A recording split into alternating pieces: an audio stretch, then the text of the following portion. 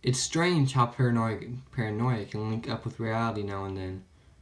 Philip K. from his book Ace Scanner Darkly.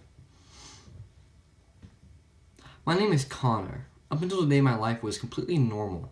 Well, as normal as you can get. I'm your average 25-year-old male who graduated from the University of Washington a little over 2 years ago.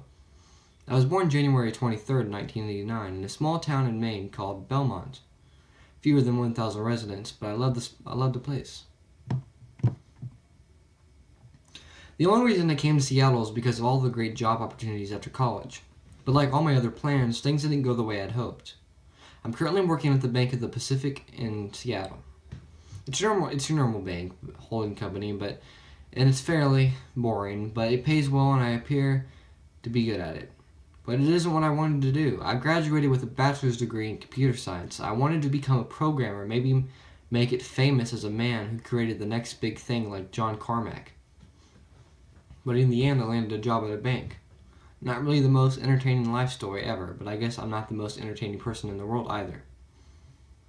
Today was Friday, and for the first time in a long time, I actually had after-work plans. My friends and I were planning on going to see a movie later tonight, and head out for drinks afterwards.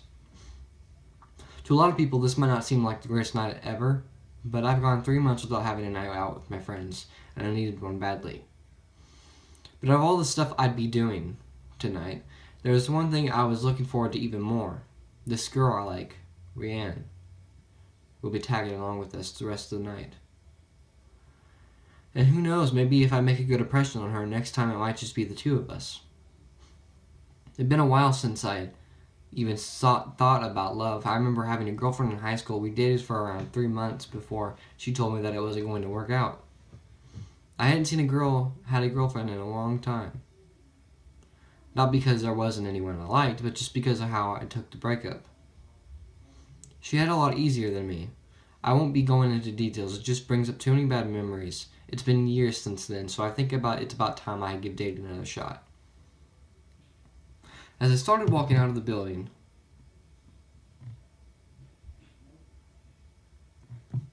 I noticed a amount of police cars in the area. There were people gathered all around to see what exactly was going on, but the police didn't appear to be giving away any information at the time. It was probably some kind of car wreck, or a fight that broke out. Either way, I had to go home and get ready. I own a blue 2004 Audi S4 sedan, and I'm one of those people who get overly attached to their car. And it might not be the newest or most in-shape cars out there, but this car has been with me for years now. I get in the car, pull out of the parking lot, and head out. I had arrived at my rundown apartment complex at around 3:30. The place wasn't in the best shape, didn't cost much though. I had just graduated when I first started living here, and at the time it was all I could afford. A few years have passed since then, and this place makes me happy. And it has some other benefits as well. My apartment is at the end of the second floor hallway. Room 208. I put my key in the lock, only to find that it was already unlocked. It's this terrible habit I have, leaving an apartment unlocked from time to time. The dorms I used to live in at the college I went to had automatic locks, so I never needed to get used to locking it manually. My apartment itself was nearly as bad as the exterior. I was a slob. I had clothes lying everywhere, garbage next to the trash can. Not in it, but literally sitting next to it. My bed wasn't made. Dishes were piling up. I was living the carefree bachelor's life. The only thing I actually cared for was my home entertainment system. It had a Samsung 60-inch plasma TV, a PlayStation 4, Xbox 360, surround sound speakers all over the living room, and my giant stack of DVDs and games. It cost me a fortune, but like I said, owning a dirt cheap apartment has its benefits. I started getting myself ready. I thought that it'd probably be best if I wore clean clothes tonight, because from all the magazines I've read, girls don't appear to be attracted to guys who wear the same pair of pants for an entire week. I decided to throw some clothes in the washer and dryer, and took a shower in the meantime. About 30 minutes before I was supposed to leave, I was in the bathroom, brushing my teeth, enjoying the thought that I'd soon be at the movies with everyone. I'm staring into the mirror, brushing each tooth individually, counting each stroke, kind of like in that movie. What was it called? Stranger Than Fiction? Yeah, that was it. I'm not where I'm nowhere near as insane as Will Ferrell is, though. As I continue brushing my teeth, I get a sudden chill. Have you ever gotten that feeling that you were being watched? Like someone was right behind you without you knowing? Like anyone would do. I take a look around me just to make sure that I wasn't being watched, even though I knew I was. It's like getting soap in your eye while taking a shower. You close your eyes for a few seconds, but then get the feeling someone is behind the curtain. As I look back into the mirror, I catch the slightest glimpse of a shadow outside my window in the living room. Well, at least I thought I did.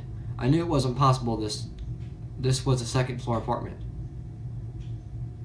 Getting up here would be difficult. I brushed the feeling off and finished brushing. I still had some time to kill, so I sit down on my pigsty of a couch, and turn on my television. Up pops a news report about a serial killer that's been on the loose, and how there have been another murder victim right outside my office. This was the third victim in the past 2 weeks. Reports say that each of the victims' families had been showing signs of insecurity, like they were being followed by someone. A chill runs down my spine. That's what the cops must have been doing as I had walked out of the building. Just the thought that a serial killer was anywhere near me gave me terrible thoughts. To get him off my mind, I started channel surfing. Nothing really good was on. I flipped to AMC and it looked like they were airing The Rock. It's been years since I've seen that movie, but I can't get lost in memories now. I gotta head out. Before I walk out the door, I take one last look at myself in the mirror, start posing like any guy would do. Yup, irresistible. What girl would want all of this? All of a sudden, I hear something, kind of like the creaking sound you get when you walk on wood, and it had come from my closet. The building was old. Someone could walk on the floor from at least 20 yards away and hear it from where you're standing. I walk over to my closet just to make sure nothing was in there and open it. Just like I thought. Nothing. I close the closet, head out the front door, remembering to lock it this time, and head down the stairs. There are a group of teenagers hanging outside near the entrance to the complex. And my neighbor's dog is barking like crazy. It does that whenever it sees people it doesn't recognize. It gets annoying at times because despite the few people that live in the building, we get a lot of visitors. Sometimes the dogs will wake me up at night when a group of joggers jog past. Either way, I drive to the entrance and the teenager make way for me to pass. On the way to the cinema, I was being honked at by some idiot in the car behind me. I was going the speed limit. What did he want from me? That's when I checked the mirror to see who the guy was. That's when for a second I could have sworn I saw a face in the mirror. Not my face, but someone else's. It was the briefest glimpse of one, but as soon as I saw it, the face was gone. I rubbed my eyes a little and blamed it on me being tired. Being at work so early probably wasn't the best idea, especially if it's starting to make me hallucinate. I was about to consider going home to take a nap or something, but I had arrived at the cinema. And there standing outside were my friends waiting for me. Rianne was there as well. Once I saw that beautiful black hair and her smile, I knew I couldn't waste a night like tonight. I found a parking spot and met up with everyone. Apparently the movie had been delayed due to some problems with the projector, so it looks like we're going out for drinks early. We all decided to carpool and head over to our favorite bar, Kells. We ordered a few rounds of our favorite ales, and like the young people we are, start chugging them down. I had been hesitant to do so at first. I didn't know if Rianne would find chugging beers down to be a turn-on for her, but to my surprise she was chugging along with the rest of us. If the bartender hadn't enforced a 2 drinks per customer rule, we'd be all drunk and die in a fiery car wreck on the way to the theater.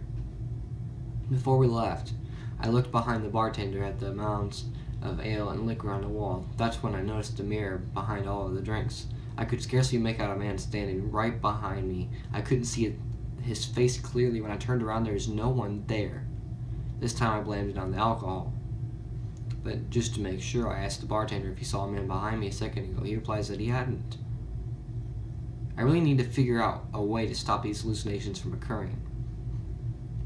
As we arrived at the cinema, my friend Jeff hands us all our tickets. Up until this point, I had no idea what kind of movie we were going to see. After the ticket taker hands me back my movie ticket, I look down at it to check. Oh, hell no. Rianne comes up to me, noticing my expression. Scared? She says as she smiles and walks toward the theater. I knew I couldn't pass to this eerie feeling because now I'm more paranoid than ever. The theater was having a horror feature night, and my friends thought it'd be a good idea to see a horror movie called Mirrors. It was about a serial killer who used mirrors to teleport through them and kill his victims with ease. Now I know that movies like this can't possibly happen in real life, but you can't blame me for not wanting to look at another mirror for a while, especially with the hallucinations I've been having today. More importantly though, there was one good thing that happened tonight. Brianne had such a good time with me that we scheduled another date to go out for dinner next week, and this time it'd just be the two of us. We had it all planned out. We'd meet each other next Friday night at Olive Garden. Just like me, she loves Italian food. Maybe catch a movie if he hadn't gotten too late. And after that, maybe we might actually start dating regularly. On the way home, I noticed how foggy it had gotten. Usually I wouldn't think about it too much, but it's the middle of the summer, and here in Seattle we don't get too much fog due to the city lights and everything. It's actually starting to creep me out. I've never been the biggest fan of fog. Tons of accidents happen due to the idiot drivers who forget to turn on their lights and end up colliding with another car. But driving alone in the fog after watching a horror movie can make you paranoid beyond belief. I might not seem like it, but I am a horror movie expert. Everything I'm doing at the moment is screaming code red. But there was no one I could really drive home with, and if I had asked Rand to come with me, that might give her the wrong idea and ruin all chances I have with her. The drive home was really quiet. It hadn't been that late at night. There are usually people driving down the streets until at least midnight. With all of this freaky stuff that had been happening today, I might actually be in a horror movie myself. Then upon instinct, I checked my rearview mirror. Did you ever watch the television series The Twilight Zone? I distinctly remember an episode about a girl who decided to take a trip across the states, and there would always be a man popping out everywhere, just out of the blue. There, sitting in the back, was a man. At least I think it was a man. He was covered in a silhouette of darkness, but the figure looked like that of a male. For 10 seconds, I just stared. I couldn't speak, move, or even breathe. I just looked into the mirror and watched as this man sat there silently. I quickly turned around only to find nothing but empty fast food bags and then another garbage. This was getting out of hand. I couldn't handle what was going on. My mind couldn't comprehend what was happening. It wasn't my brain's fault. I can't blame it on being tired anymore, because at that moment I was wide awake. And all I could think about was getting home as soon as possible. I sped up, and in a matter of minutes I was home. I checked in my side view mirror this time, and about 30 feet away I saw a distinct figure walking slowly to my car. I got up out of the car as fast as I could and bolted up the stairs to my floor. I look over the railing. This time I knew he was real. I see him by the car slowly walking towards the stairs. He was after me. I start slamming all my neighbors' doors, begging for help, but no one came to help. I looked over my shoulder. The man was walking up the stairs. I ran to the door and bolted inside my apartment and slammed the door shut, got in my closet, and just waited. It felt like an eternity.